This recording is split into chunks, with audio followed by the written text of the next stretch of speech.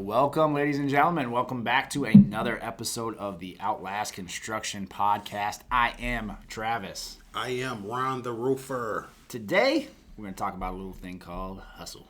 Oh, the hustle, the grind. I love it, man. I love it. That's what keeps me going. I don't know about the next guy, but it's a love-hate thing over here for me. Man. All right, tell me a little bit about your hustle today. What did the day entail for you? Today, man, I woke up 4 o'clock in the morning, kind of got my day going, cup of coffee, and checked my schedule, see what I had to do. 7 o'clock handoff. What's a handoff? Handoff is, that's a good question. Handoff is just the day you're going to start the job. You're going to meet the customer. You want the customer to meet the crew, I should say. So you just kind of introduce the crew to the homeowner, and they kind of get familiar with the project, what they're doing, making sure everything is all protected, so it's just kind of that communication, that meeting of the minds in the morning with the customer and the crew. How long do you normally stay there for? It all depends, Trav. It all depends. So my handoff today was fairly quick, just because I know the customer on a personal level, so everything was already, the crew knew that trust was already there. It was already there. Yeah, it's like, you're doing this. Yeah. But no, if it's a very, very, very, very important job and there's a lot of things that could go wrong, I stay there a lot longer. If it's a customer that's kind of worrywart, I stay there a lot longer, just until they get comfortable with the crew and just kind of know that everything is going without a hitch. So you got the hustle. You wake up in the morning. You're out the door by what time? I'm out the door about 6 o'clock. And you're at that first job by? I'm there at least. I try to be there at least 30. Like if I'm 30 minutes before the crew, I'm late. Yeah. So this is today. So you're there at 7, and then what happens? So they just meet. I do an inventory of material, make sure they have all their material, make sure dumpsters and everything is in place. Just kind of set the crew up for success. I set them up so they can do their job the most efficient way. You baby them is what I baby them a little bit. They get a little lunch a little bit, chill a little bit, But, I love my crew. I love them. They like family to me. So, but I just set them up for success for the day. Yeah. And, I'll talk to the customer. Any concerns they might have with the project, I'll ask them, hey, what concerns, what is the most important thing for today? Like, what can I do to make this process easy for you? But do you have other things going on? Oh, absolutely, man. It's you could have 5. I had 5 estimates yesterday with the handoff. So it's how do you juggle that? What do you do? How do you juggle that? Well, first of all, your first thing is this thing I like to call a planner. A lot of people will do it on their phone, but I kind of do both. I like to have it, written down physically and in my phone. Yep. But you set your estimate. Don't overexert yourself and don't try to squeeze so much in a short amount of time. But it just happens. It's the nature of the business, the nature of the beast. We're out there grinding. We're out there chasing estimates. But, if I got 5 appointments set up, I try to give my appointments an hour. I try to give them time so I can kind of explain. Some customers take longer than others. Some is pretty quick. Some, you're not there. You're just doing roof inspections. So no 2 days are alike. No 2, appointments are alike. So it all depends. Curveball can get thrown at you at any minute. You could be in the middle of an adjuster meeting and then you get a call from the crew. They might need something right then and there. So yeah, your wheels is always turning. It's a grind. Did you eat today? I didn't eat today. I was. What time is it right now? It is. Oh man, it's 8:15. I haven't ate. I had a banana and some coffee. And we still have like a half an hour left. This podcast. It's grind. It's a grind, but it's not for the weak. It's not. It's definitely not for everybody. Mm-hmm. And it's just the grind, the hustle. Is something that you cannot teach. You gotta either have it or you don't. Your grind. I envy your grind, man. You grind 24/7, man, and it don't stop. Like, I can't say enough. This job has a way of this career. I should really say that because I'm a lifer now. I could never do anything else. But I would say this career has a way of weeding the week out. And I don't mean weak as in they can't do other things.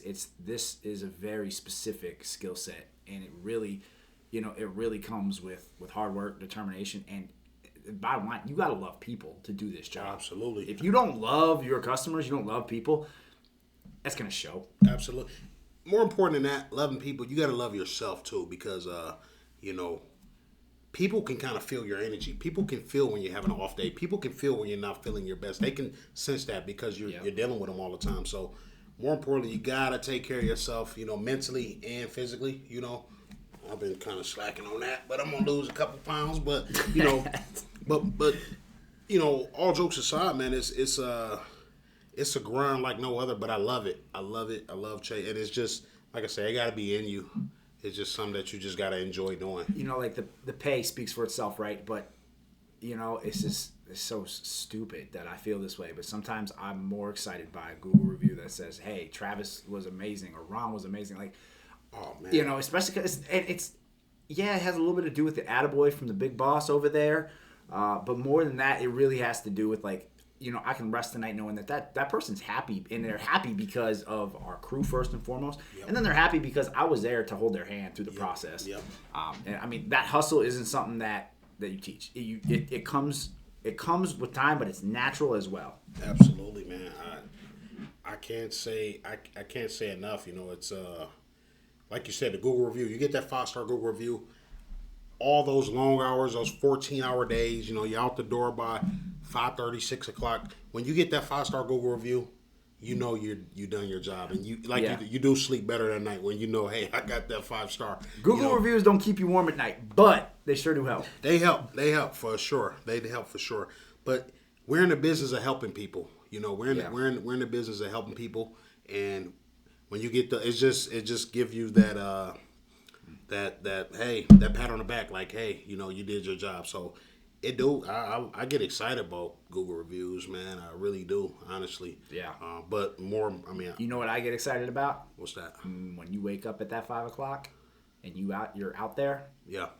And you see no other trucks but yours. Well, I was gonna. You took the words out of my mouth. You know, what really motivate me. It was one. I can remember this one particular job. I had a job in Two Harbors, Minnesota, and I left the house about 5:30, and I'm going up 61 scenic route, and I'm going up there, and I see a competitor truck, and he was in front of me, and I'm like, man, it's 5:30, and I'm out here, and he's beating me. He's been out here. He's been driving. So that drove me. The next day I got up even earlier. So just having that hustle. Everybody don't have that. You know, that mindset. I call it the Michael Jordan mindset. You know, you got to get up early. You got to be the first one to the job, last one to leave. That's pretty much our day right there. We're the first ones to the job. Yep. We're the last ones to leave. You know, and in the midst of all that, we have so much crammed into that day. So it's, you know, a lot of people see the big flashy trucks and they see, you know, our toys when we're not working. I mean, we have good, nice toys, you know, and they see that, but they don't see the grind, man. And the people that see the grind the most is our kids and our significant other. They feel it the most. They feel it the most. It impacts them the most, right? Oh, for sure. I came in here 2 days ago, and your son is, you know, he had finished school, and he was just sitting here because he was waiting for dad. Yeah. You know, and I mean, you're always present with him, but man, when you're here, you're working. And you can see it takes a toll on our families. It does it to mine as well, but it's one of those things that there are times where it pays off so much that our families are so grateful for what we do that it does make it worth it. When we get those long weekends, we get all winter to spend with our families. Man. So they understand the cost, but they also understand the reward for how hard it is that we work. I wouldn't change it for the world, man. I wouldn't change it. You know, this is our season. You know, our season. When we're in our season, we're in it. You know, we're in it. Our families is in it, and you know, it sucks sometimes. But you know, like you said, in the winter it pays off. But your kids seeing you have that hustle, have that grind, so you're teaching them to grind. So now you have a whole another generation of grinders and hustlers coming behind you because they seeing, hey, dad's doing it 24/7. You know, that's all they'll know. So with that being said, I feel good at night. You know, when I go home, I feel bad because I might miss soccer game or football game or something like that. But at the end of the day, I know I'm teaching him to be a grinder and a hustler, and to, you know, in this industry, like you said, it has its way of weeding out the weak, and if you're not built for it, it has a way of finding out. You'll find out quick. So. You know, and I think, you know, anybody listening to right now, I mean, if you have any experience with us and you work with us, you distribute materials to us, you deliver dumpsters to our job sites, or you're a customer, you understand that a 10:30 o'clock text from Travis or Ron that says, bing, I would like to have a dumpster at this place tomorrow morning. Or, hey, I need this or that. We are constantly working. Our minds don't shut off. We are always thinking about that customer and how we are going to make that job site better in every aspect, from the materials to the ground cleanup. I mean, you name it, we have thought about it, and we lose sleep over it because it is our number one priority, because we do not get paid until that customer has 100% satisfaction. And that's a guarantee that we give that I don't know if anybody else does. Yeah.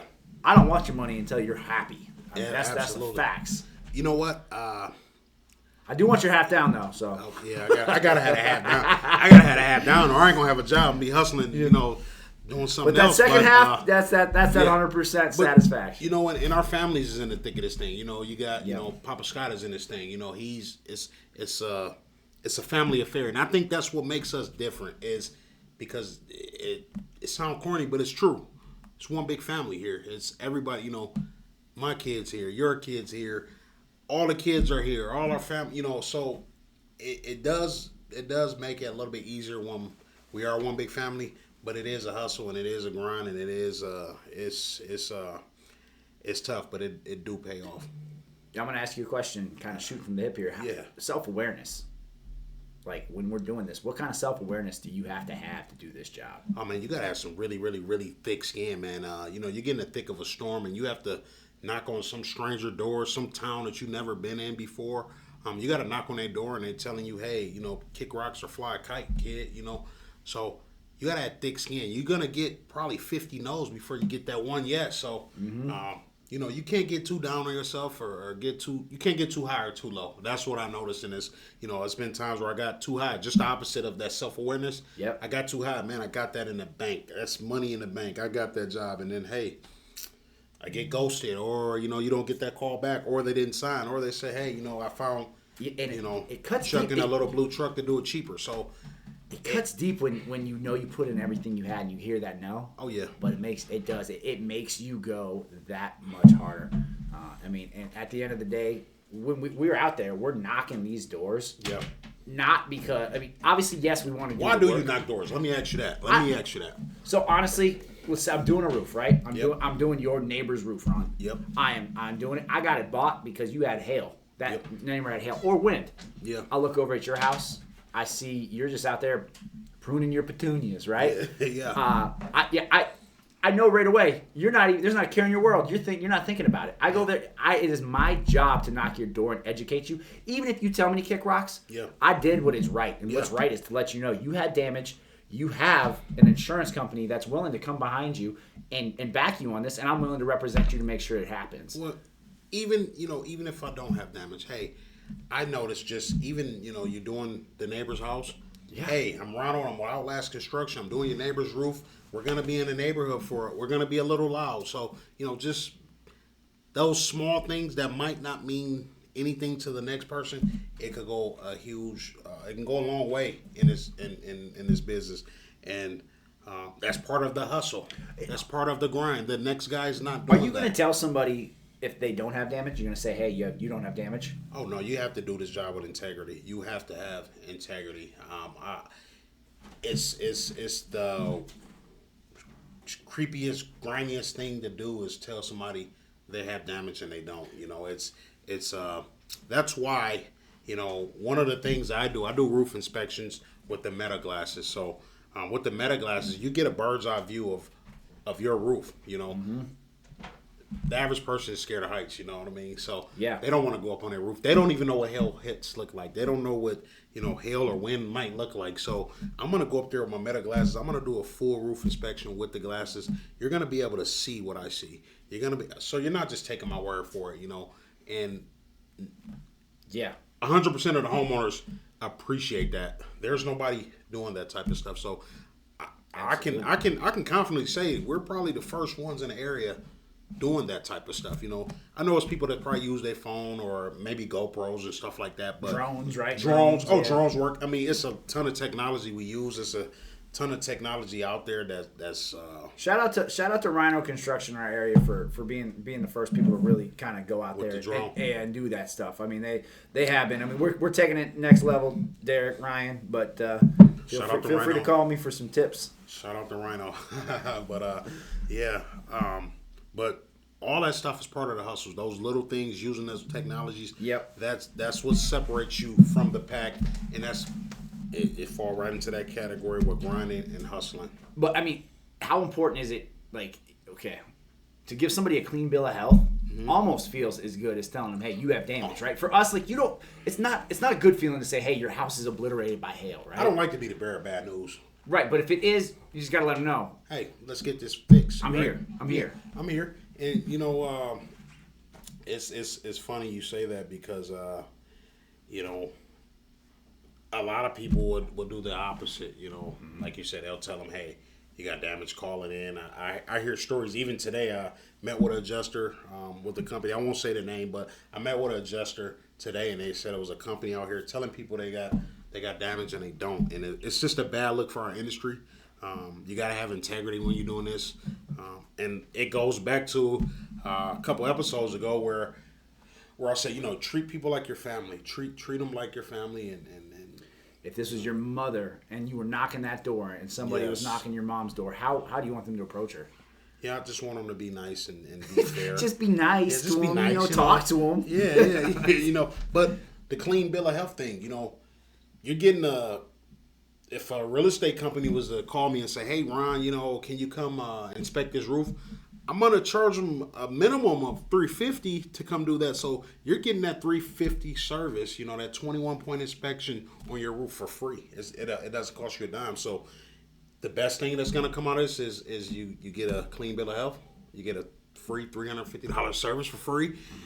Or you have damage up there and we're going to start a process and seeing how we can get this taken care of via insurance or financing. It's tons of options to get it taken care of and get it paid for. So that's not the issue. We'll find a way to get it bought, right?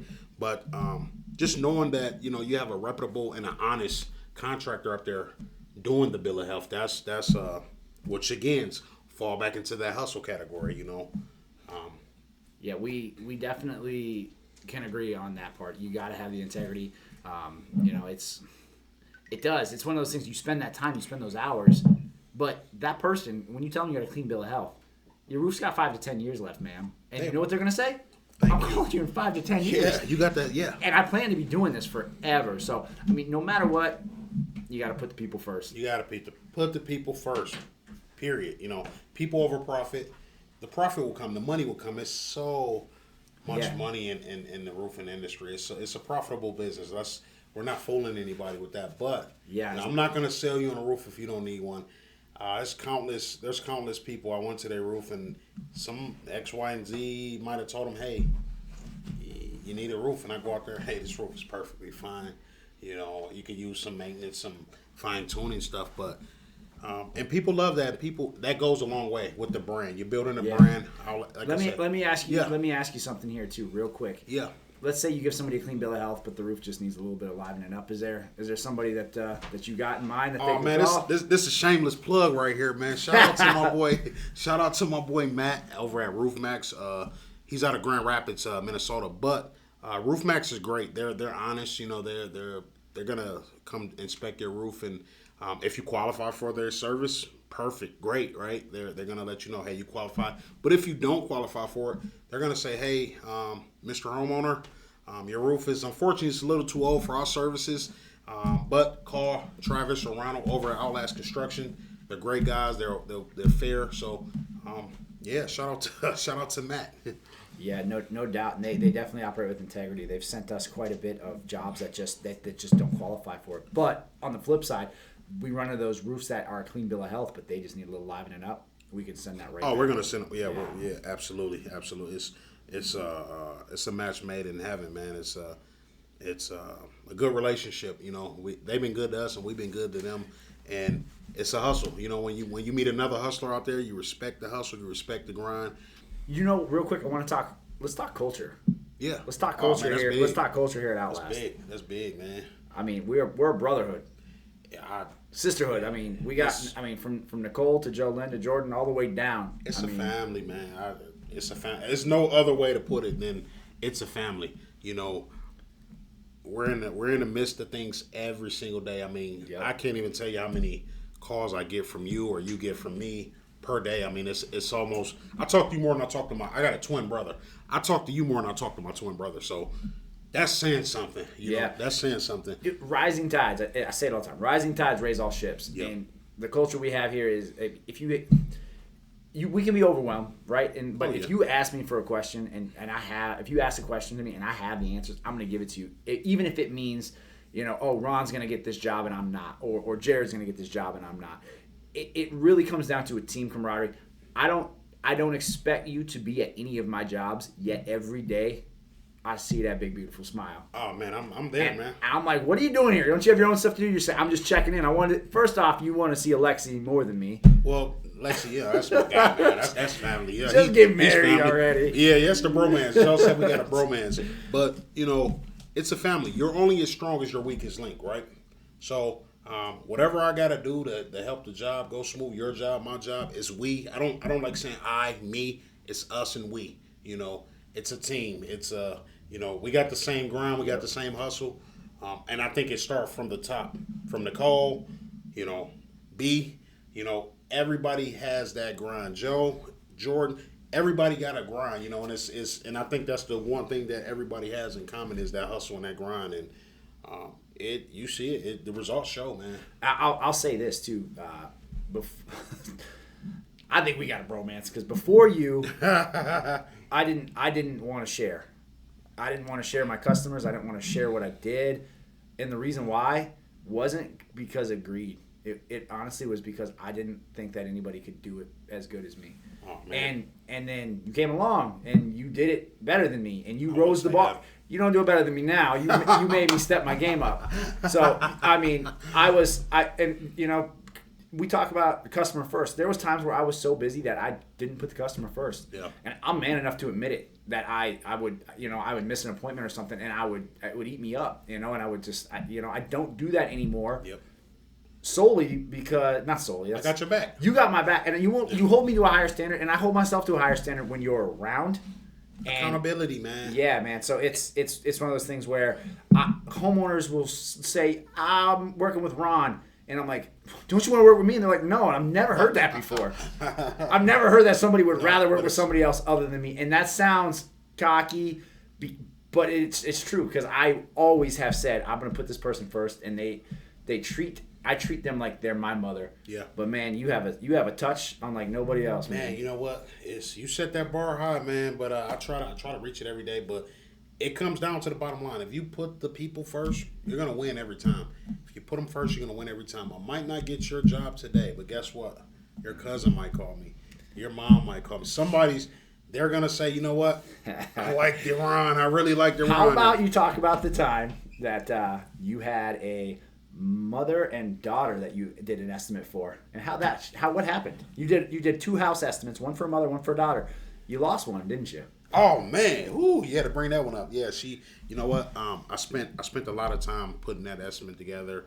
I spent a lot of time talking to her. Really nice lady, sweet lady. I mean, oh man, she almost had me in tears in there talking, but really sweet lady. And I had an estimate for her, and I also had an estimate for her daughter.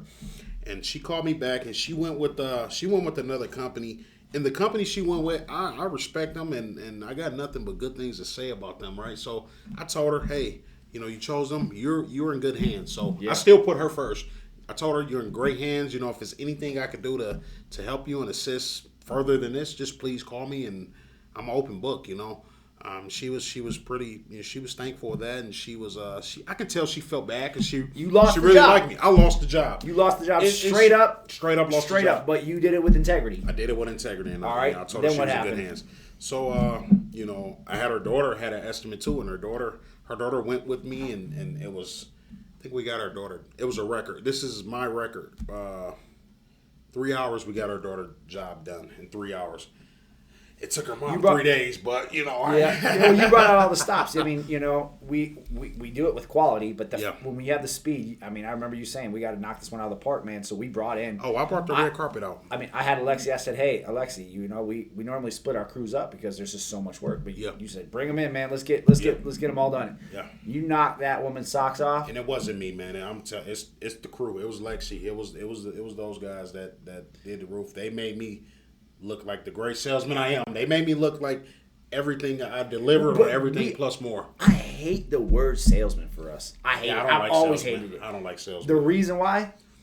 Like we wear many hats. But like we truly are like I'd rather say customer service representative. Right? Educator.